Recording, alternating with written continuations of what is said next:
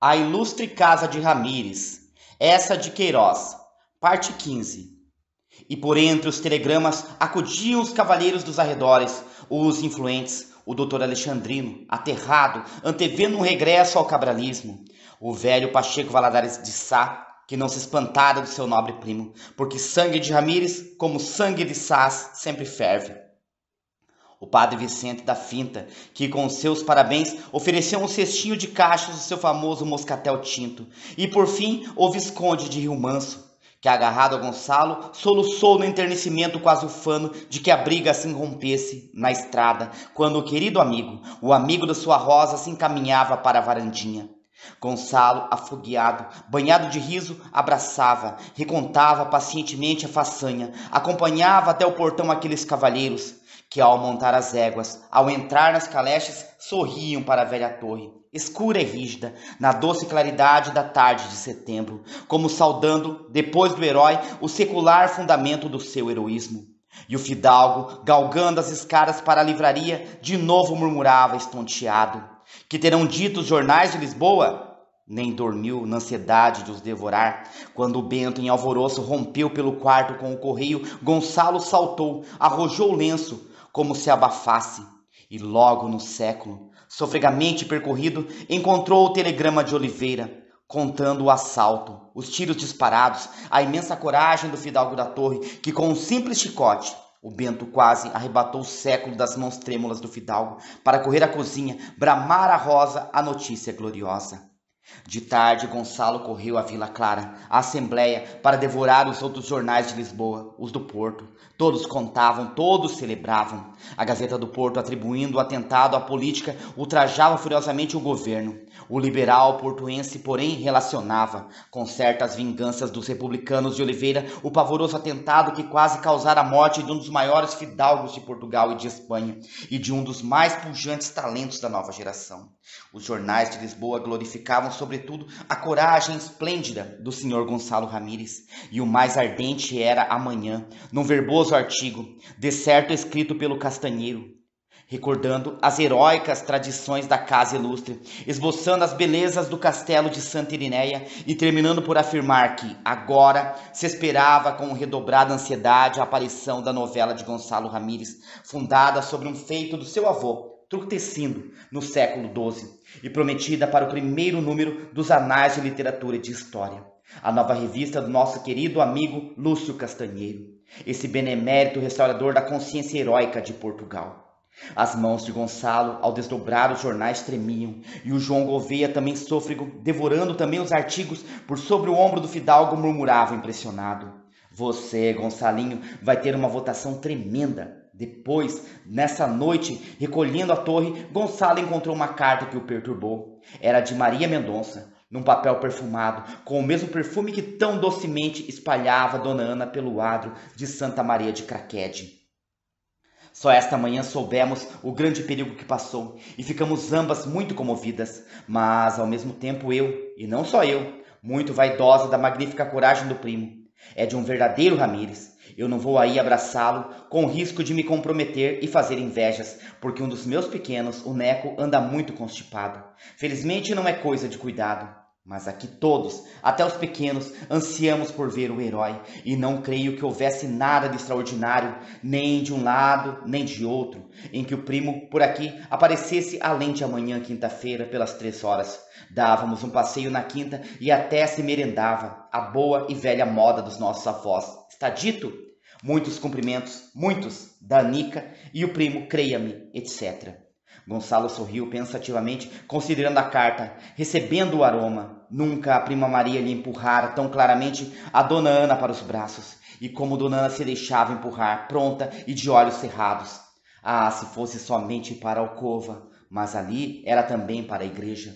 E de novo sentia aquele vozeirão de Titó, nos degraus da portinha verde, com a lua cheia por cima dos olmos negros. Essa criatura teve um amante, e tu sabes que eu nunca minto. Então tomou lentamente a pena, respondeu a Dona Maria Mendonça: querida prima, fiquei muito enternecido com o seu cuidado e os seus entusiasmos. Não exageremos, eu não fiz mais do que correr a chicote uns valentões que me assaltaram a tiro.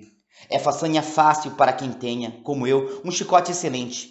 Enquanto a visita afeitosa, que me seria tão agradável, não posso realizar, com fundo pesar meu, nem na quinta-feira, nem mesmo por todo este mês. Ando ocupadíssimo com o meu livro, a minha eleição, a minha mudança para Lisboa. A era dos cuidados sérios soou severamente para mim, cerrando a doce era dos passeios e dos sonhos. Peço que apresente à senhora Dona Ana os meus profundos respeitos e com muitas amizades para si, e bons desejos pelo restabelecimento desse querido neco. Espero, me creia, sempre seu dedicado e grato primo, etc. Fechou vagarosamente a carta e, batendo o seu sinete de armas sobre o lacre verde, pensava: assim, aquele maroto do Titó me rouba 200 contos. Durante toda essa macia semana dos fins de setembro, Gonçalo trabalhou no capítulo final da sua novela. Era, enfim, a madrugada vingadora em que os cavaleiros de Santa Irineia, reforçados pelos mais nobres lanças da mesnada dos Castros, surpreendiam no bravio desfiladeiro marcado por Garcia Viegas, o sabedor, o bando de Baião, na sua açudada corrida sobre Coimbra. Briga curta e falsa, sem destro e brioso terçar de armas, mais semelhante à montaria contra um lobo do que arremetida contra um filho de algo. E assim a desejara Truquecindo, com ruidosa aprovação de Dom Pedro de Castro, porque não se cuidava de combater um inimigo, mas de colher um matador. Antes do lucir da alva, o bastardo abalara do castelo de Landim em dura pressa e com tão descuidada segurança que nem Almogávar nem Coldel lhe atalaiavam os trilhos. As cotovias cantavam quando ele, em áspero trote, penetrou por essa brecha, entalada entre escarpas de Penedia e Urze, que chamam a Racha do Mouro, desde que Mafoma afendeu para que escapassem as adagas cristãs de El-Rei Fernando o Magno, o alcaide mouro de Coimbra, e a monja que ele arrebatara à garupa, e apenas pela esguia greta enfiara a derradeira lança da fila. Eis que da outra embocadura do vale surge o cerrado troço dos cavaleiros de Santa Irineia, que Truquecindo guia, com a viseira erguida sem broquel, sacudindo apenas uma ascuma de monte, como se folgadamente andassem calçada. Da selva arredada que os encobria, rompem por trás as lanças dos castros, restadas e cerrando a brecha mais densamente que as puas de uma levadiça. Do recosto dos cerros rola como represa solta uma rude e escura peonagem. Colhido, perdido, bastardo terrível, ainda arranca furiosamente a espada que, redemoinhando o coroa de curiscos. Ainda, com um fero grito, arremete contra Truquecindo. Mas, bruscamente, dentre um escuro magote de fundeiros baleares, parte ondeando uma corda de cânave, que o laça pela gargalheira, o arranca num brusco sacão de sela morisca, o derriba sobre pedregulhos em que a sua larga espada se entala e se parte rente ao punho dourado. E enquanto os cavaleiros de Baião aguentam assombradamente o denso cerco de lanças que os envolverá, um rolo de peões, em dura grita, como mastins sobre um cerdo, arrastam o bastardo para a lomba do outeiro, onde lhe arrancam broquel e adaga, lhe despedaçam brial de lã roxa, lhe quebram os fechos do elmo, para lhe cuspirem na face nas barbas de ouro, tão belas e de tanto orgulho. Depois a mesma bruta matula o issa, amarrado para sobre o dorso de uma possante mula de carga, o estende entre dois esguios caixotes de virotões, como res apanhada ao recolher da montaria. E servos de carruagem ficam guardando o cavaleiro soberbo, o claro sol que iluminava a casa de Baião, agora entaipado entre dois caixotes de pau, com cordas nos pés e cordas nas mãos, e nelas espetando um triste ramo de cardo, emblema da sua traição. No entanto, seus 15 cavaleiros juncavam no chão, esmagados sob o furioso cerco de lanças que os investira, uns hirtos como adormecidos dentro das negras armaduras, outros torcidos, desfeitos, com as carnes retalhadas, pendendo horrendamente entre malhas rotas de lorigais. Os escudeiros, colhidos, empurrados à pontoada de chuço para a boca de uma barraca, sem resgate ou mercê, como alcateia imunda de roubadores de gado, acabaram, decepados a macheta pelos barbudos estafeiros leoneses. Todo o vale cheirava sangue como um pátio de magarefes.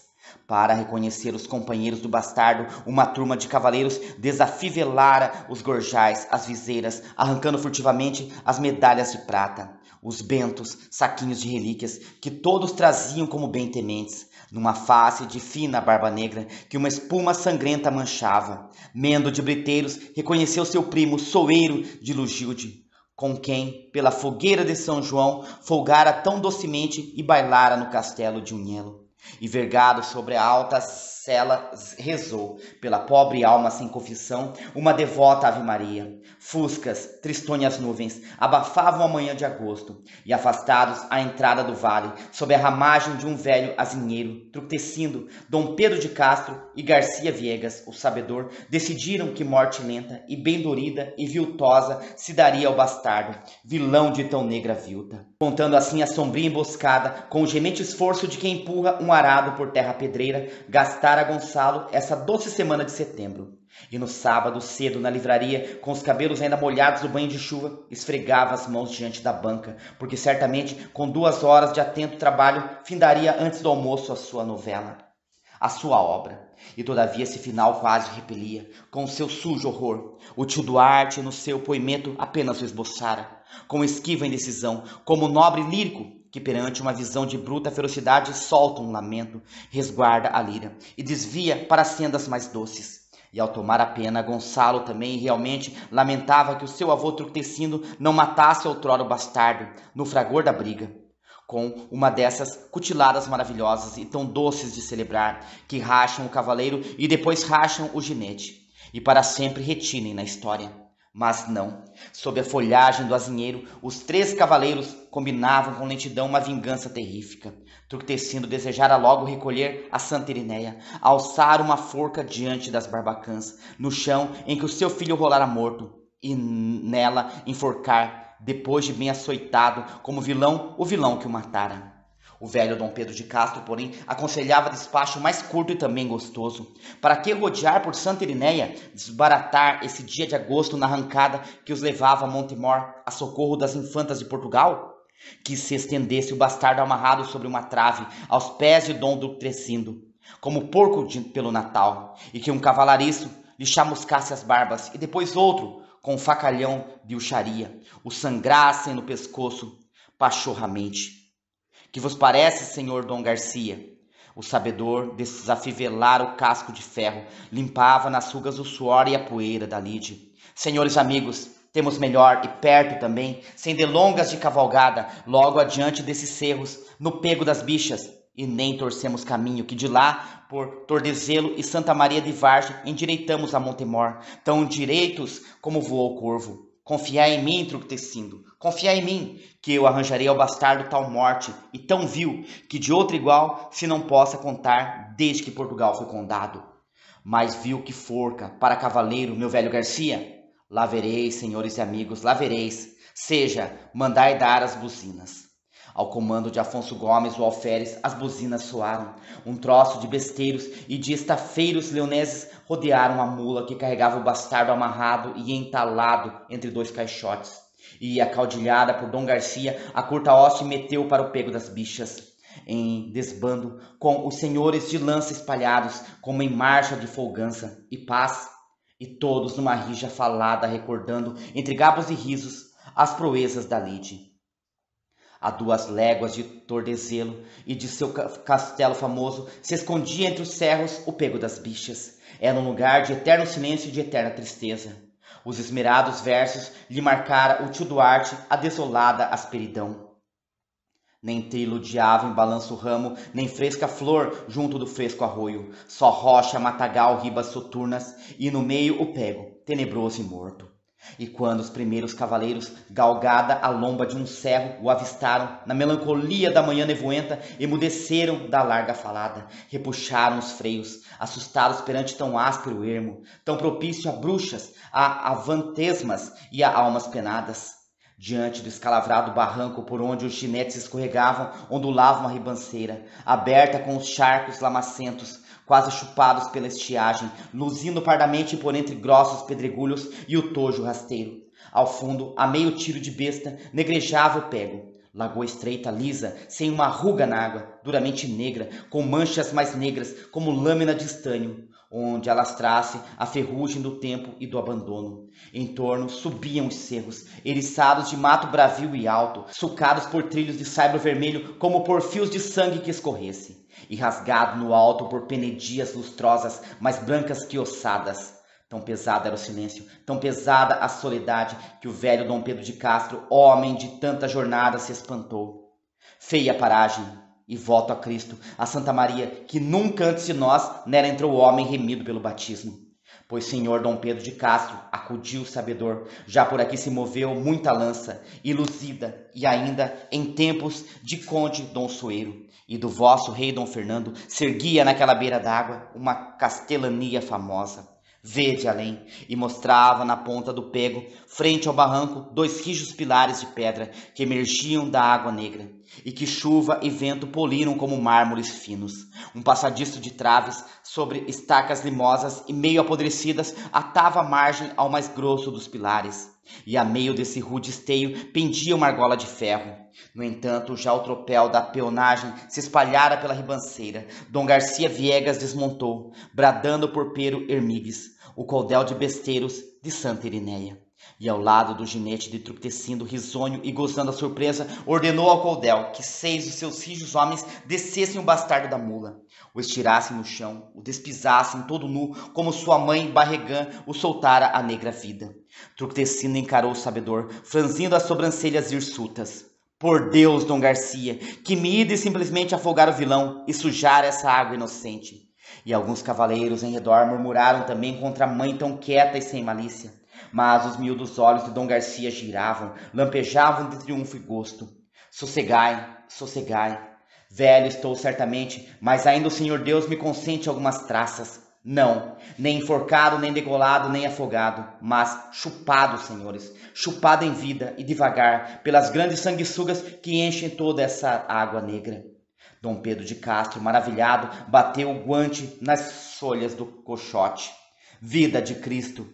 Que ter numa hoste o senhor Dom Garcia é ter juntamente para marchas e conselho, enrolados num só, Aníbal e Aristóteles.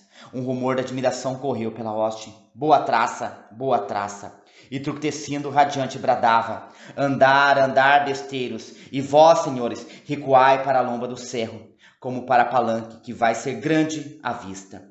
Já 6 besteiros descarregavam da mula o bastardo amarrado, outros cercavam com molhos de cordas, e como magarefes para esfolar uma res, toda a rude turma se abateu sobre o malfadado, arrancando por cordas que desatavam a servilheira, o saio, as grevas, os sapatões de ferro, depois a grossa roupa de linho encardido, agarrado pelos compridos cabelos, filado pelos pés, onde se cravavam agudas unhas no furor de o manter. Com os braços esmagados sobre outros grossos braços retesos, o possante bastardo ainda se estorcia, urrando, cuspindo contra as faces confusas da matulagem, um cuspo avermelhado que espumava. Mas, por entre o escuro tropel que o cobria, o seu corpo, todo despido, branquejava, atado com cordas mais grossas. Lentamente o seu furioso urrar esmorecia, arquejado e rouquenho, e um após outro se erguiam os besteiros, esfalfados, bufando, limpando o suor do esforço.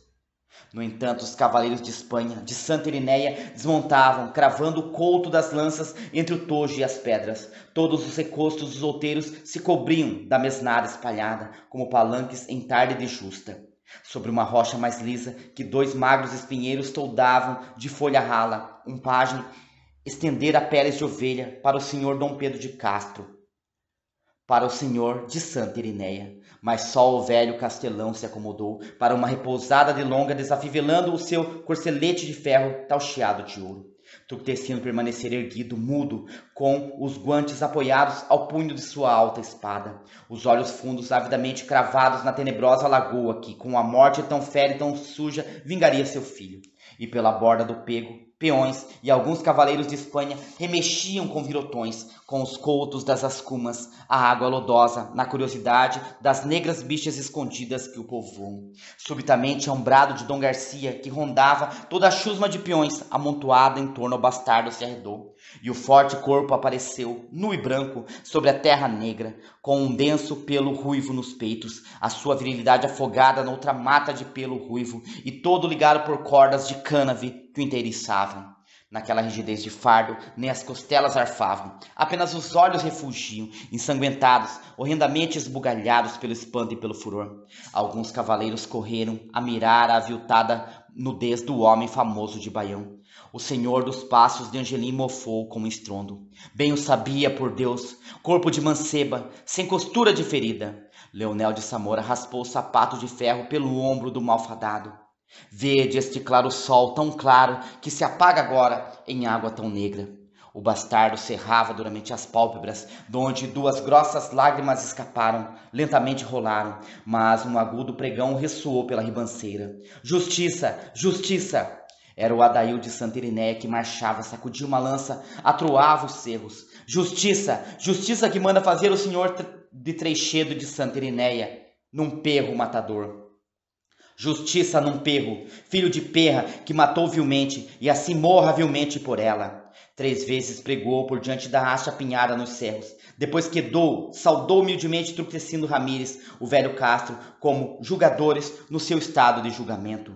Aviai, aviai, bradava o senhor de Santa Irinéia. Imediatamente, a um comando do sabedor, 6 besteiros, com as pernas embrulhadas em manta de carga, ergueram o corpo do bastardo, como se ergue um morto enrolado no seu lençol, e com ele entraram na água até o mais alto pilar de granito. Outros, arrastando molhos de cordas, correram pelo limoso passadiço de traves. Com um alarido de aguenta, endireita, alça, num desesperado esforço, o robusto corpo branco foi mergulhado na água até as virilhas, arrimado ao mais alto pilar, depois nele atado com um longo calabre que, passando pela argola de ferro, suspendia, sem escorregar, tão seguro e colado como um rolo de vela que se amarra ao mastro. Rapidamente os besteiros fugiram d'água, desentrapando logo as pernas, que palpavam, raspavam no horror das bichas sugadoras. Os outros recolheram pelo passadiço numa fila que se empurrava.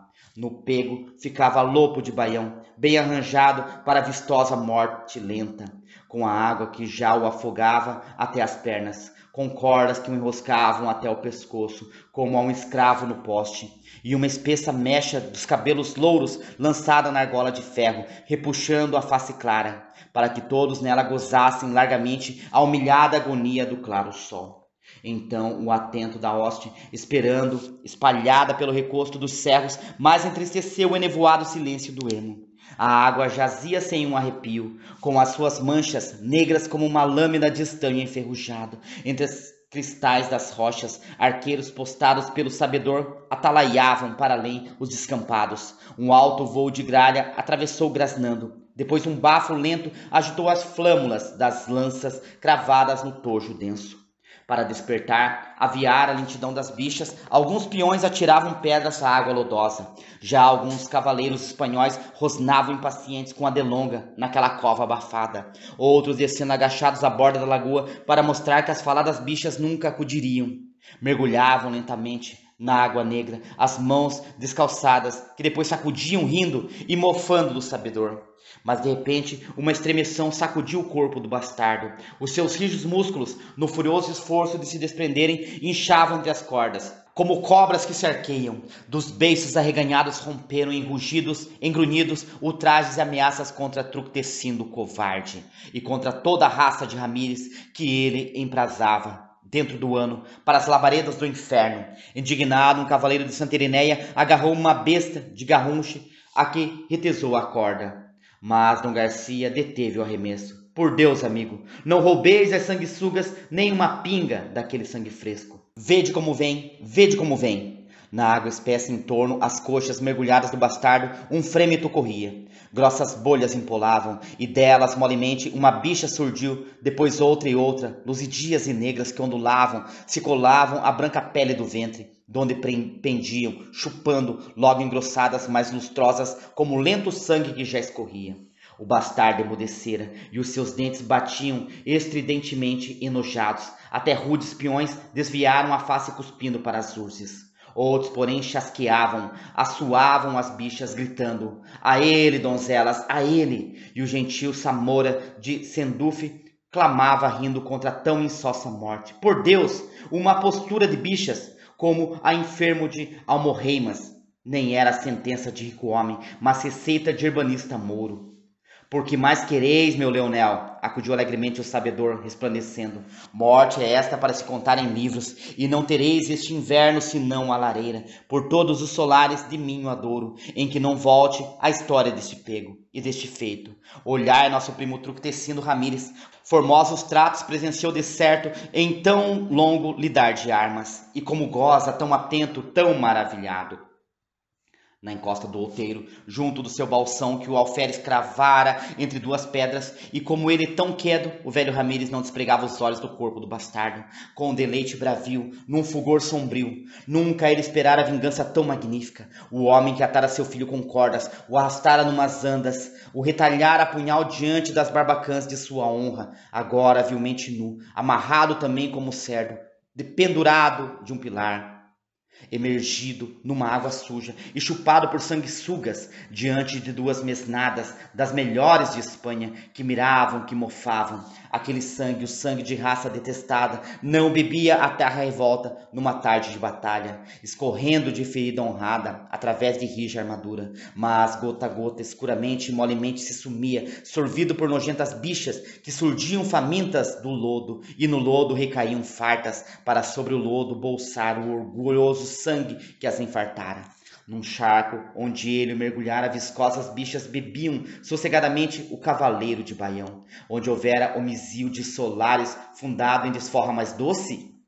E a fera alma do velho acompanhava com inexorável gozo as sanguessugas subindo, espalhadamente alastrando por aquele corpo bem amarrado, como seguro rebanho pela encosta da colina onde pasta. O ventre já desaparecia sob uma camada viscosa e negra que latejava, reluzia na humildade morna do sangue. Uma fila sugava a cinta, encovada pela ânsia, donde sangue se enfiava numa franja lenta.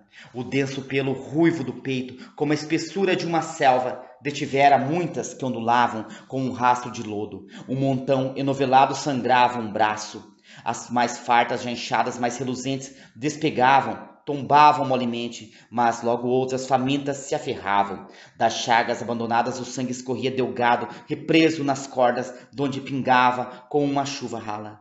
Na escura água boiavam gordas postemas de sangue esperdiçado, e ainda sorvido, ressumamente sangue. O malfadado ainda rugia através ultrajes imundos, ameaças de morte e de incêndios contra a raça dos Ramírez. Depois, com um arquejar em que as cordas quase entalavam, a boca, horrendamente escancarada e ávida, rompia aos roucos urros, implorando água, água, no seu furor as unhas, que uma volta de amarras lhe colara contra as fortes coxas, esfarrapavam a carne, cravavam-se na fenda esfarrapada, ensopadas de sangue. E o furioso tumulto esmorecia num longo gemer cansado, até que parecia adormecido nos grossos nós das cordas, as barbas reluzindo sob o suor que as alargara, como sob um grosso orvalho, e entre elas a espantada lividez de um sorriso delirando.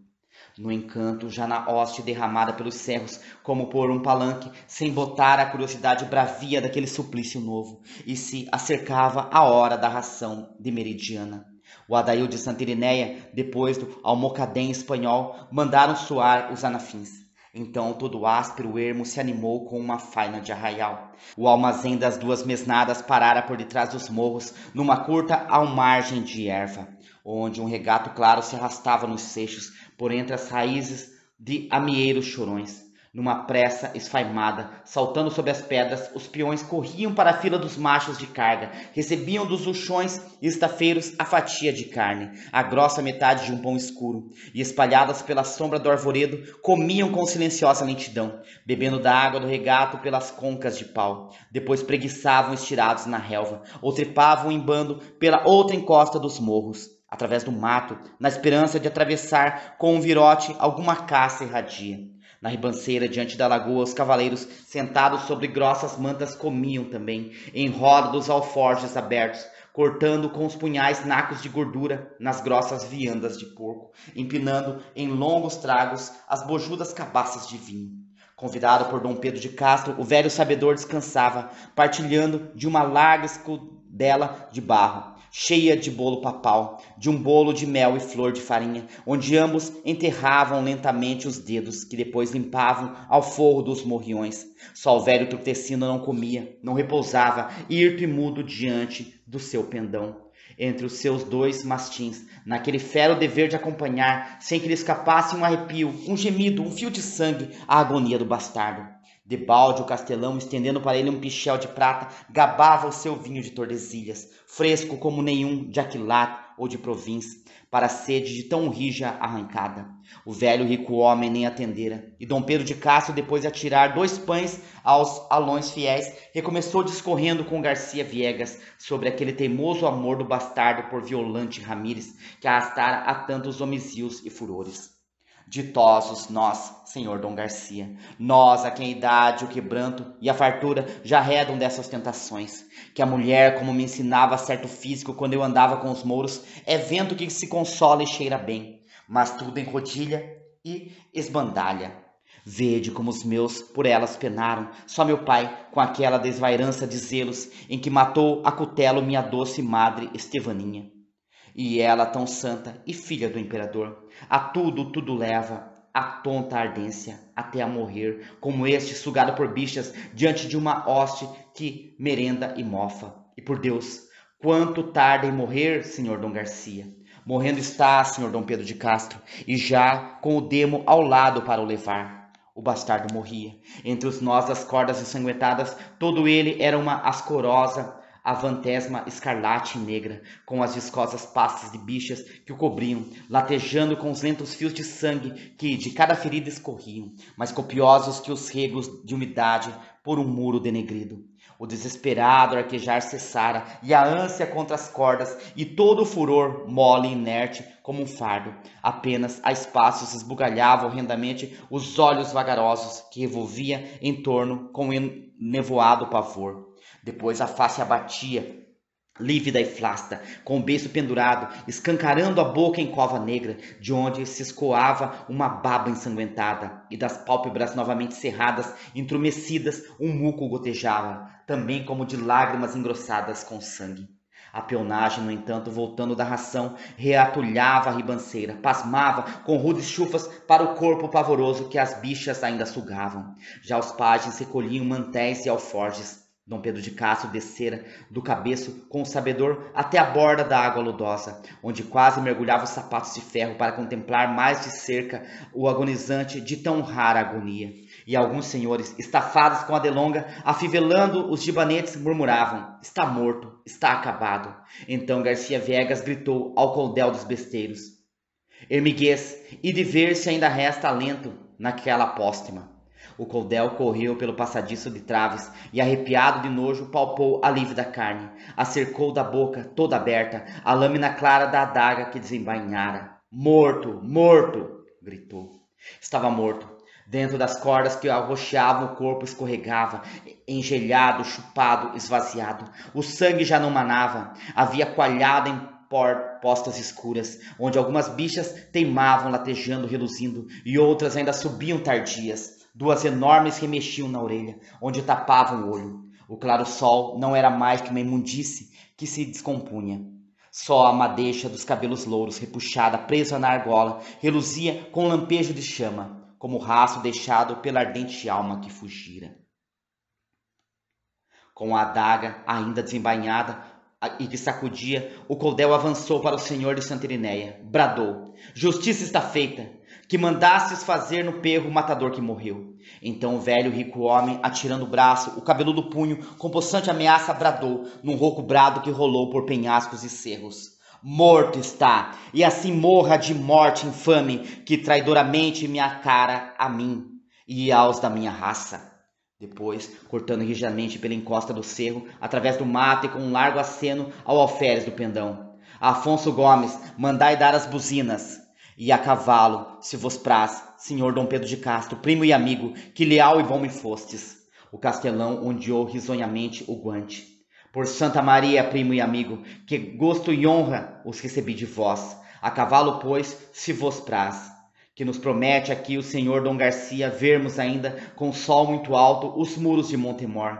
Já a peonagem cerrava as quadrilhas, os donzéis de armas puxavam para a ribanceira os ginetes folgados que a vasta água escura assustava. E com 2 balsões tendidos, o açor negro, as 13 arruelas, a fila da cavalgada atirou o trote pelo barranco empinado, de onde as pedras soltas rolavam. No alto, alguns cavaleiros ainda se torciam nas celas para silenciosamente remirarem o homem de baião, que lá ficava, amarrado ao pilar, na solidão do pego a apodrecer. Mas quando a ala dos besteiros e fundibulários de Santa Irinéia desfilou, uma rija grita rompeu, com chufas, sujas injúrias ao perro matador. A meio da escarpa, um besteiro, virando, retesou furiosamente a besta. A comprida garruncha apenas varou a água, outra logo ziniu, e uma bala de funda, e uma seta barbada, que se espetou na ilharga do bastardo, sobre um negro novelo de bichas. O cordel berrou, serra, anda! A récua de azêmulas de carga avançava, sob o estalar dos látigos. Os rapazes da carruagem apanhavam grossos pedregulhos, apedrejavam o morto. Depois os servos carreteiros marcharam nos seus curtos saios de couro cru, balançando o chuço curto. E o capataz apanhou simplesmente esterco das bestas, que chapou na face do bastardo sob as finas barbas de ouro. Capítulo 11. Quando Gonçalo, estafado e já todo o ardor bruxuleando, retocou este derradeiro traço da afronta, a sineta do corredor repicava para o almoço. Enfim, Deus seja louvado, eis finda essa eterna torre de Ramírez. 4 meses, 4 penosos meses desde junho, trabalhara na sombria ressurreição dos seus avós bárbaros. Com uma grossa e carregada letra, traçou no fundo da tira Finis e datou com a hora, que era de 12h14. Mas agora, abandonada a banca, onde tanto labutara, não sentia o contentamento esperado. Até esse suplício do bastardo lhe deixara uma aversão por aquele remoto mundo alfonsino, tão bestial, tão desumano, se ao menos o consolasse a certeza de reconstruíra, com luminosa verdade, o ser moral desses avós bravios. Mas que, bem receava que sob desconcertadas armaduras de pouca exatidão arqueológica apenas se esfumassem em certas almas de nenhuma realidade histórica. Até duvidava que sanguessugas recobrissem, trepando de um charco, o corpo de um homem, e o sugassem das coxas às barbas, enquanto uma hoste mastiga a ração. Enfim, o castanheiro louvara os primeiros capítulos. A multidão ama, nas novelas, os grandes furores, o sangue pingando, e em breve os anais espalhariam por todo o Portugal a fama daquela casa ilustre, que armara mesnadas, arrasara castelos, saqueara comarcas por orgulho de pendão e afrontara arrogantemente os reis na Cúria e nos campos de lide. O seu verão, pois, fora fecunda, e para o coroar, eis agora a eleição, que o libertava das melancolias do seu buraco rural. Para não retardar as visitas ainda devidas aos influentes e também para esparecer, logo depois do almoço montou a cavalo, apesar do calor que desde a véspera e naquele meado de outubro esmagava a aldeia com o refulgente peso de uma canícula de agosto. Na volta da estrada dos Bravais, um homem gordo, de calça branca enxovalhada, que se apressava, bufando sob o seu guarda-sol de paninho vermelho, deteve o fidalgo com uma cortesia imensa. Era o Godinho, amanuense da administração, levava um ofício urgente ao regedor dos Bravais e agora corria à torre de mandado do senhor administrador. Gonçalo recuou a égua para a sombra de uma carvalha. Então que temos, amigo Gondinho? O senhor administrador anunciava a sua excelência que o maroto do Ernesto, o valentão de Nacejas, em tratamento no hospital de Oliveira, melhorara consideravelmente. Já lhe repegara a orelha, a boca soldava, e como se procedeu a querela, o patife passava da enfermaria para a cadeia. Gonçalo protestou logo, com uma palmada no selim. Não, senhor, faço o obséquio de dizer ao senhor João Gouveia que não quero que se prenda o homem. Foi atrevido, apanhou uma dose tremenda. Estamos quites. Mas, senhor Gonçalo Mendes, pelo amor de Deus, amigo Gondinho, não quero e não quero. Explique bem ao senhor João Gouveia. Detesto vinganças. Não estão nos meus hábitos, nem nos hábitos da minha família. Nunca houve um Ramírez que se vingasse. Quero dizer, sim, houve, mas... Enfim, explique bem ao senhor João Gouveia. De resto, eu logo o encontro na Assembleia. Bem, basta o homem ficar desfiado. Não consinto que o apoquentem mais. Detesto ferocidades. Mas... essa é a minha decisão, Godinho. Lá darei o recado de Vossa Excelência. Obrigado e adeus. Que calor, bem. De rachar, senhor Gonçalo Mendes, de rachar.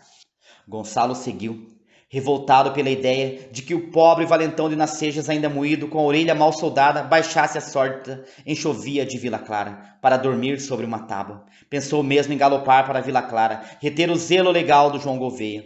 Mas perto, adiante do lavradouro, era a casa de um influente, o João Firmino, carpinteiro e o seu compadre. E para lá trotou, apeando ao portal do quinteiro. O compadre Firmino largara cedo para a Ribada, onde trabalhava nas obras do lagar do senhor Esteves. E foi a comadre Firmina que correu da cozinha, obesa e luzidia, com 2 pequenos dependurados nas saias e mais sujos que esfregões. O fidalgo beijou ternamente as 2 faces ramelosas. E que rico cheira pão fresco, ô comadre! Foi a fornada, bem? Pois então, grande abraço ao Firmino. E que não se esqueça, a eleição vem para o outro domingo. Lá conto com o voto dele. E olhe que não é pelo voto, é pela amizade. A comadre arreganhava os dentes magníficos num regalado e gordo riso. Ai, o fidalgo podia ficar seguro que o Firmino já jurara, até o senhor regedor, que para o fidalgo era todo o sítio a votar, e quem não fosse a amor ia a pau. O fidalgo apertou a mão da comadre, que do degrau do quinteiro, com os 2 pequenos enrodilhados nas saias e o gordo riso mais embevecido, seguiu a poeira da égua como o suco de um rei benéfico. E depois, nas outras visitas, ao Cerejeira, ao Ventura da Xixe, encontrou o mesmo fervor, os mesmos sorrisos luzindo de gosto. O que, para o fidalgo, isso tudo? E nem que fosse contra o governo.